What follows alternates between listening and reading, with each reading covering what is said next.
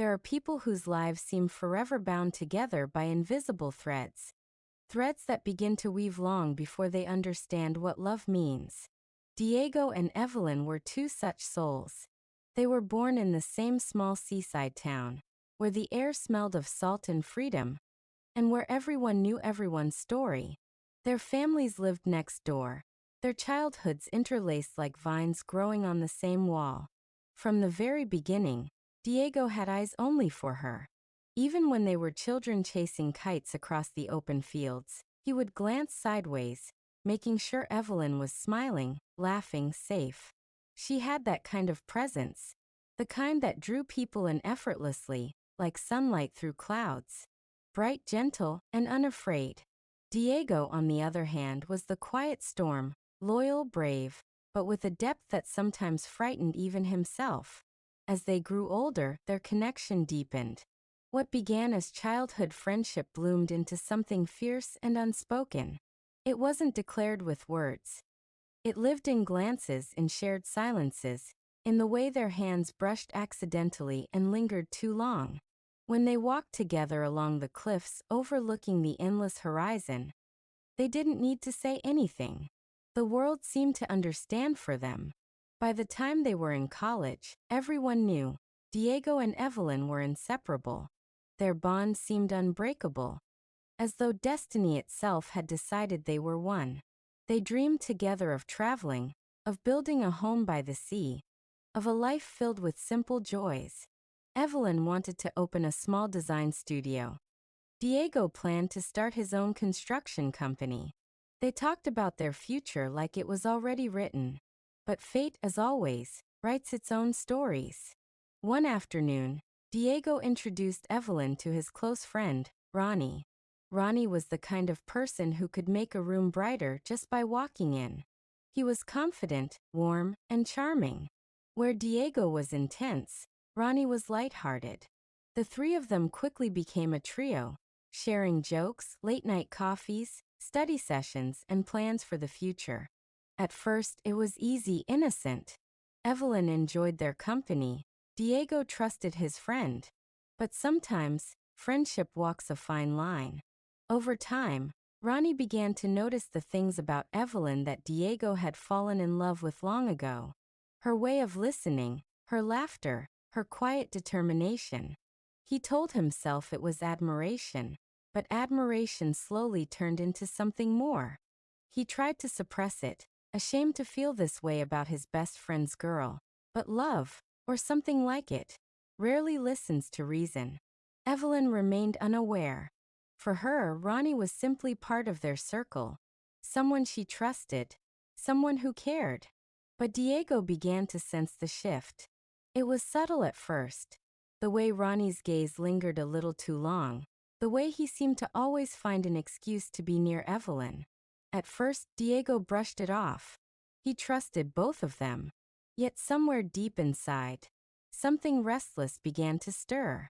One evening, after a long day at work, Diego found Ronnie waiting outside Evelyn's studio. He watched as they talked, laughed, and shared stories. It wasn't romantic, not really, but the sight sent a quiet tremor through his heart. When Evelyn noticed him standing across the street, she waved happily, her eyes full of light. Diego smiled back, but inside, something dark began to whisper. The days that followed were filled with small doubts. Little things that shouldn't have mattered began to weigh heavy. Every smile between Evelyn and Ronnie became a symbol. Every shared joke a reason to question. Diego's love, once pure and protective, began to twist into something possessive. He didn't want to be that man, but jealousy doesn't ask for permission. He started calling Evelyn more often, asking where she was, who she was with, when she would be home. At first, she found it sweet, a sign of how much he cared. But soon it became suffocating. "Diego, I'm just with Ronnie and the team," she'd say gently. "We're working on the project, remember?"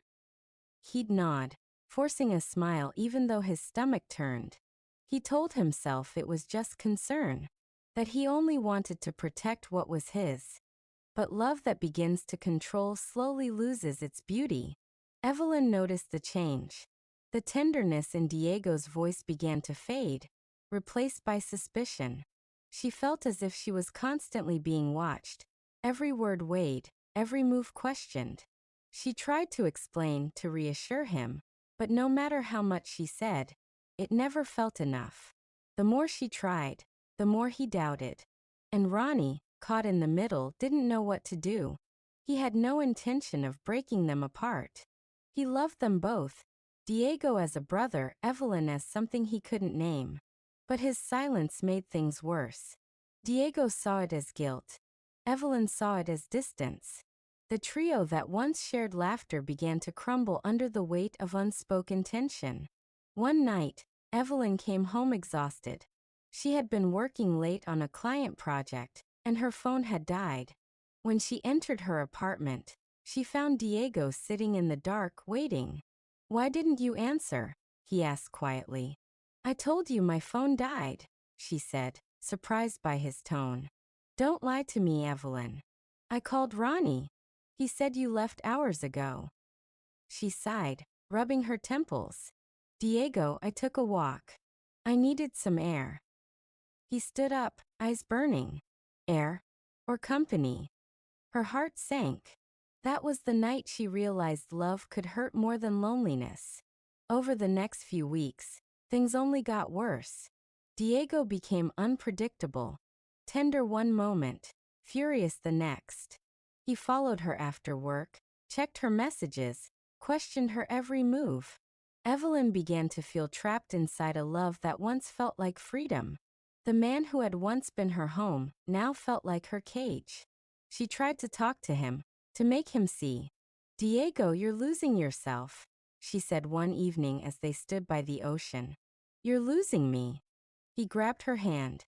"I can't lose you, Evelyn. You're all I have." "But you're not loving me," she whispered. "You're trying to own me." He didn't answer. The silence between them was heavier than any words could be. Ronnie noticed the change in her too. Her laughter was gone. Her energy dimmed.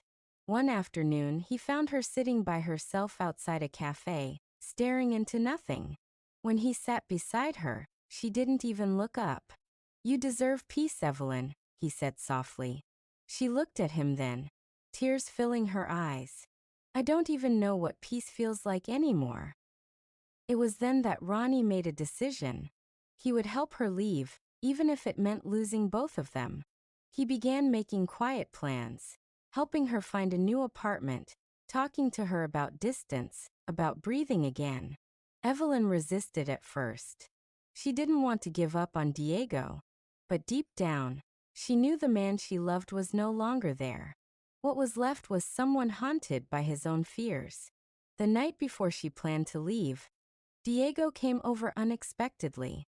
His eyes were red, his voice trembling. "I know you're going," he said. She froze. "Who told you that?" "It doesn't matter," he whispered. "I won't let you." He reached out to hold her, but she stepped back. For the first time, she wasn't afraid, just tired. "Diego, please. You can't control me anymore."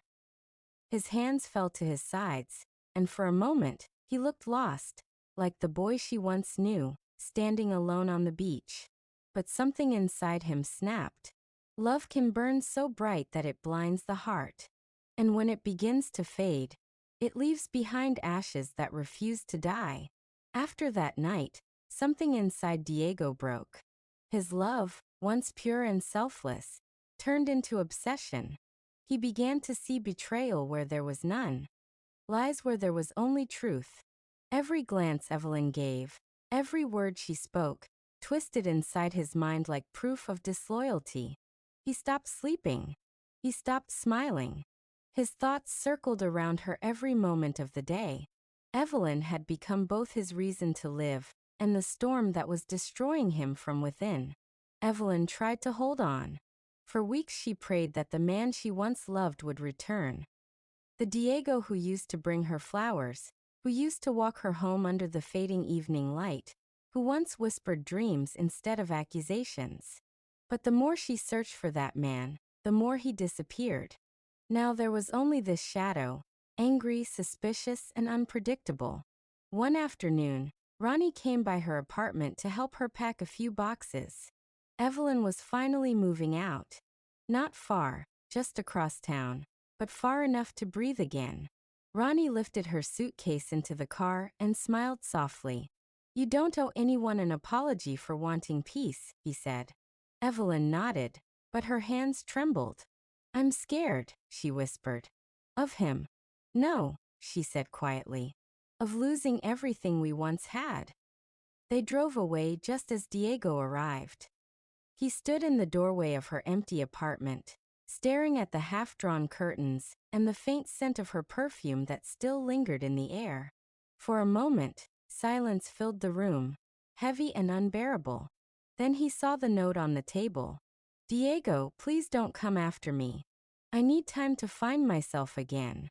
I hope one day you will too." The paper trembled in his hands. His jaw clenched.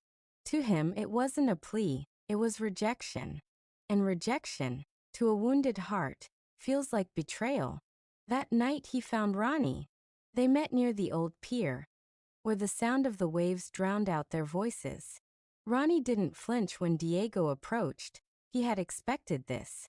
"Where is she?" Diego demanded. "She's safe," Ronnie replied. "That's all you need to know." "Safe from what?" "From me." Ronnie didn't answer. His silence was enough. Diego's fists clenched.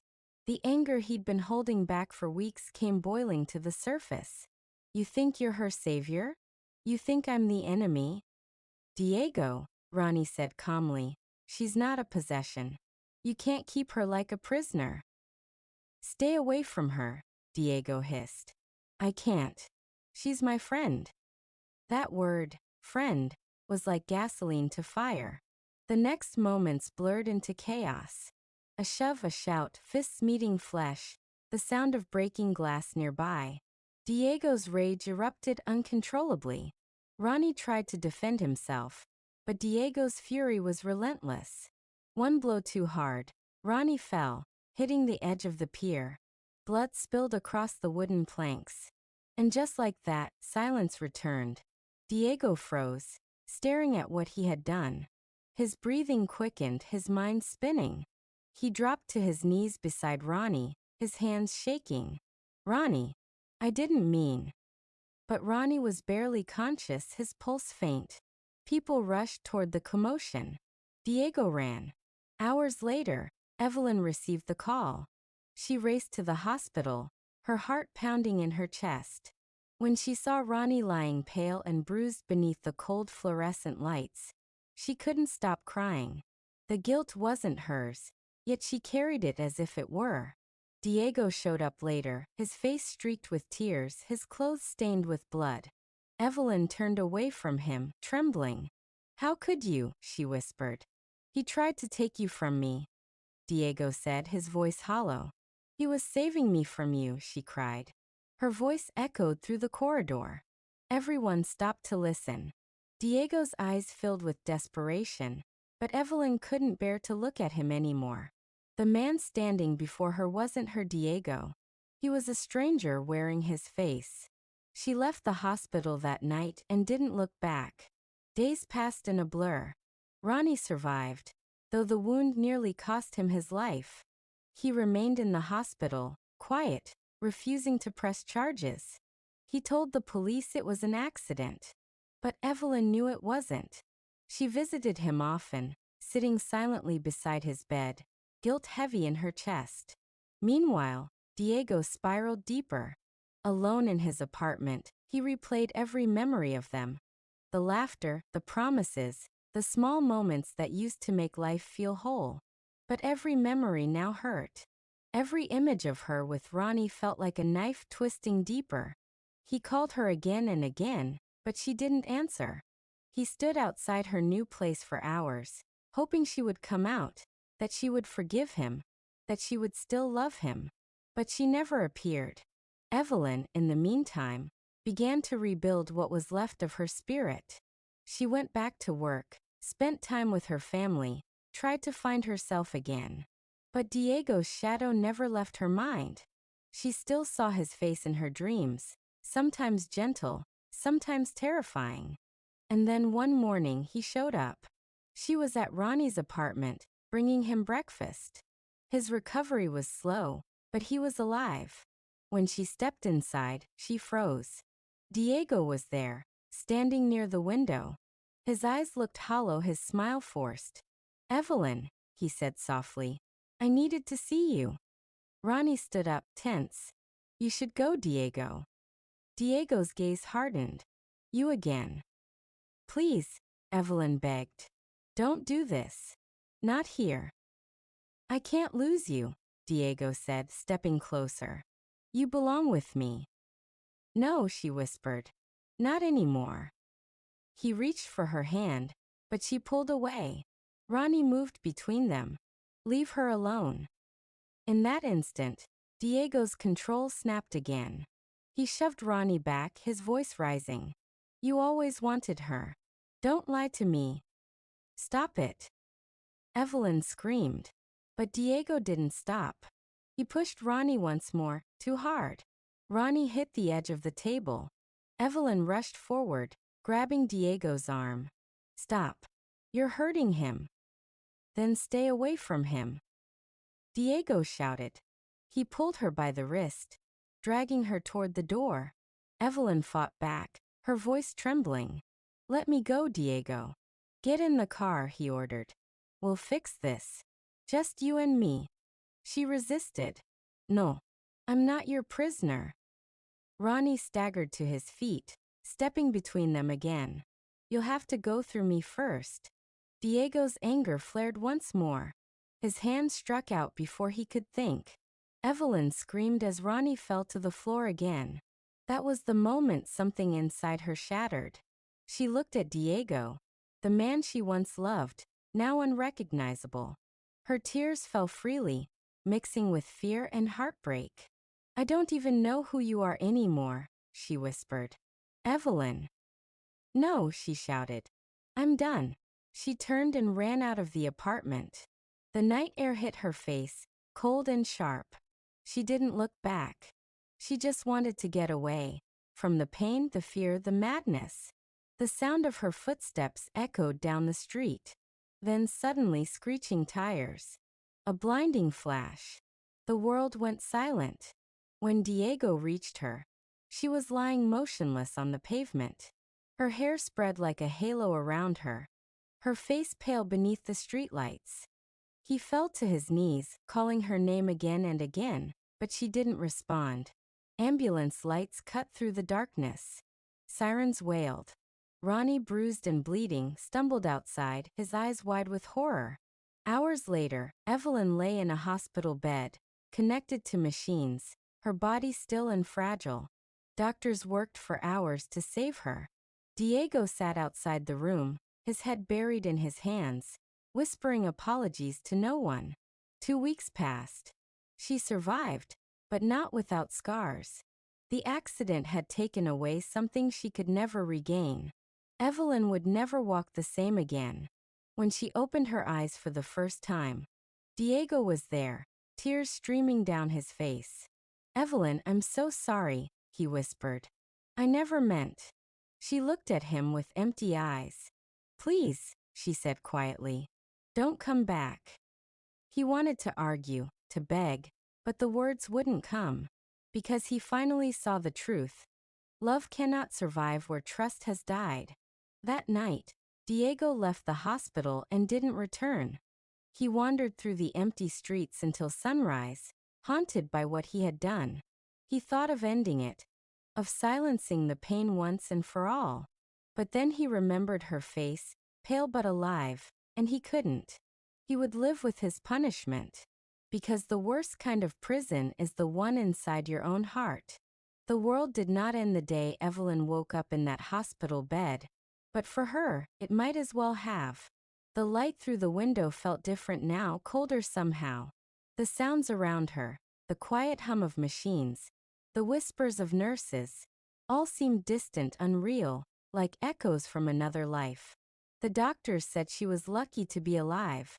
But luck felt like a cruel word when the person she used to be no longer existed.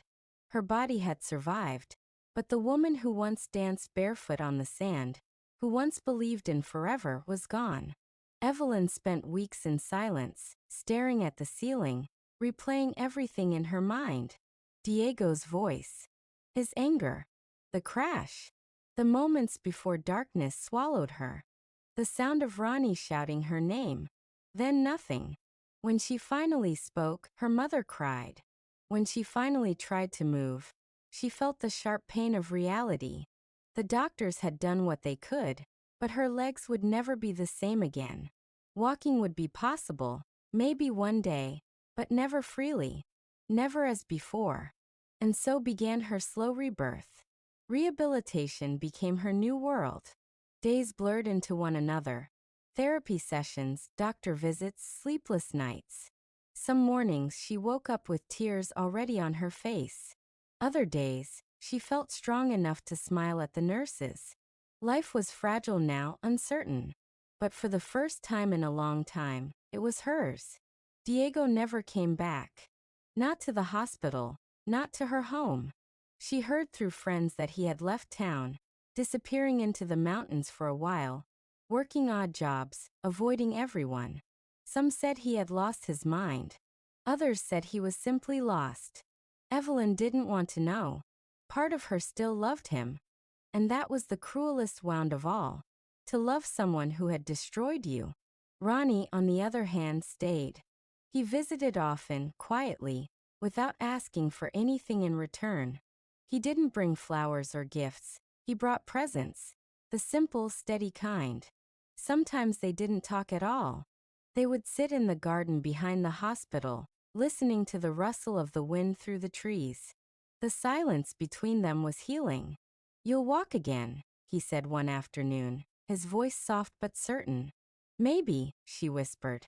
"You will," he repeated. "And even if you don't, you'll still find your way." It was strange how kindness could hurt. She wanted to believe him, but belief had become something distant, like a childhood dream she no longer trusted. Months passed. Evelyn moved to a small apartment by the edge of the city, where the noise of traffic was replaced by the quiet hum of life returning. She began drawing again, the one thing that had always made sense to her. Sketch by sketch, she rebuilt herself, her lines carrying the pain and beauty of everything she'd lost. Ronnie slowly healed too. His scars faded, but his eyes carried the story forever. He never blamed her for what happened. He never even mentioned Diego's name again. For him, forgiveness was silent, not because he forgot, but because he understood that some tragedies had no villains, only broken hearts that collided. One morning, Evelyn received a letter. The handwriting was unmistakable. Her heart stopped for a moment before she opened it. "Evelyn, I don't expect forgiveness. I don't deserve it. I've spent every day trying to understand how love turned into this. I can't find an answer.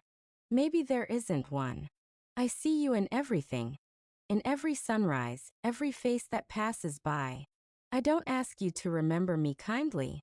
Just know that I loved you, even when love became poison. Diego." She read it twice.